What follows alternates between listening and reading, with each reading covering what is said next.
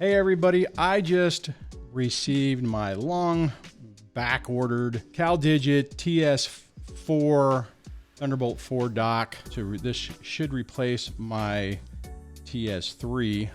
I bought this mainly because the ports are a little bit faster. So I'm just gonna go through the unboxing. When you get the thing and you open up the box, you have the TS4 in the package on top. And then you get a quick start guide. This looks like it's in a different language. No, it's got multiple languages. So it shows you to plug it into the wall, plug it into the brick, plug the brick into the dock, plug the Thunderbolt 4 cable into the dock, and then plug that into your computer. So I don't know if that will show up. There it goes. You also get a little, it looks like an FCC. I don't think this is the manual. But yeah, the FCC little frequency thingy. And then the top part comes out. And you end up getting the rubber feet.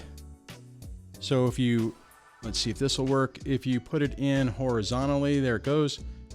Which is actually the way I do it. I don't do the having it stand up because I tend to see, like in my other one, the cables start pulling it down. Maybe if I secure the cable. So you get your feet. Next thing you get is the Caldigit Thunderbolt 4 cable. You get the power cord and the power brick. And that is all that's in the box. So I'm not gonna sit there and go through and say, oh, it's premium. It feels metal. Don't you hate it when people do that?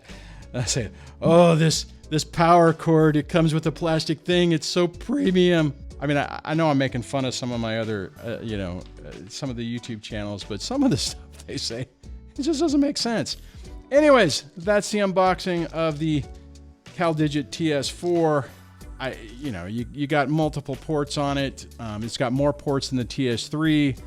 I like the fact that the ports on the front are faster because the ports on the TS3 Plus are 5 gig ports, and I think these are 10 gig ports. I could be incorrect in that assessment.